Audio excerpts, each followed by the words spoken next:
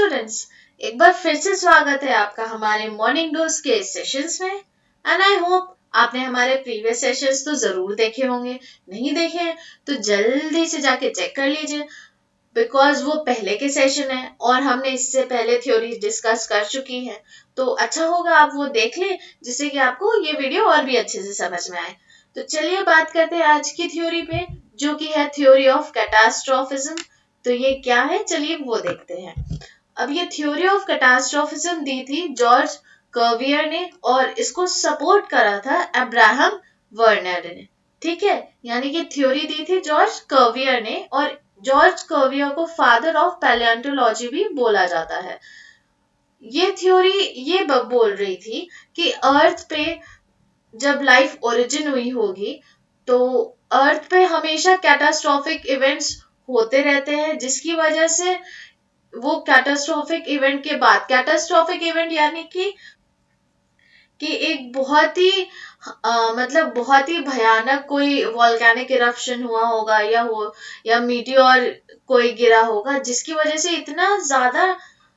Destruction हुआ होगा कि पूरे अर्थ पे जो भी लाइफ फॉर्म्स हैं सब मर गए होंगे। और फिर उसके बाद फिर शुरू से एक शुरुआत से लाइफ ओरिजिनेट हुई होगी, कोई पहला ऑर्गेनिज्म बना होगा और फिर वो इवॉल्व हुए होंगे, फिर कोई ऐसा इवेंट हुआ होगा,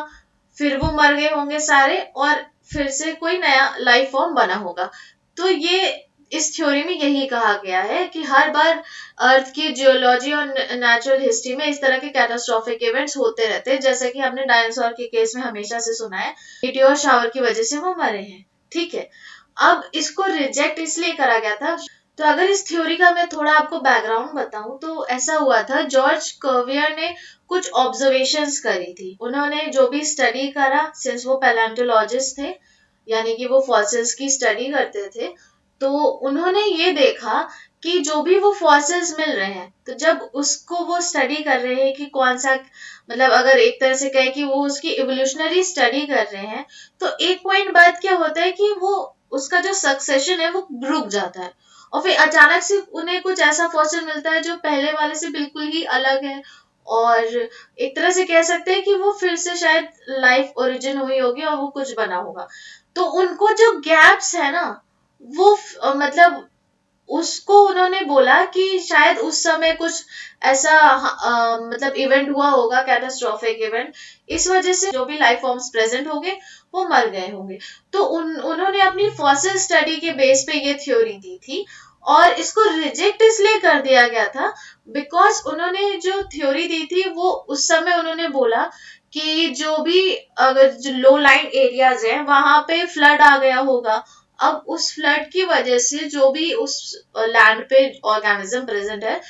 वो डेथ हो गए, उनकी डेथ हो गई होगी और उसके बाद उनके फॉसिल्स बन गए होंगे। फिर अब इसको रिजेक्ट इसलिए करा गया बिकॉज वो ये नहीं रीजन नहीं दे पाए कि वो एक्चुअली कैटास्ट्रोफिज्म हुआ, मतलब कि उस लाइक फ्लड के केस में वो फ्लड एक्चुअली क्यों आया होगा या किस रीजन की वजह से आया होगा। तो वो एक रीजन नहीं प्रोवाइड कर पाए अपनी थ्योरी को लेके, इस वजह से इसको रिजेक्ट करा जाता है, क्योंकि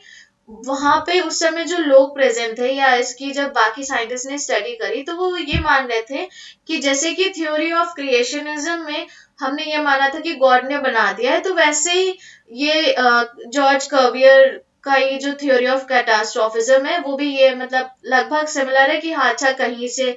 कोई पत्थर गिर गया होगा या कुछ वॉल्केनिक इरप्शन हो गया होगा जिस वजह से पूरा लाइफ फॉर्म फिर से बना है।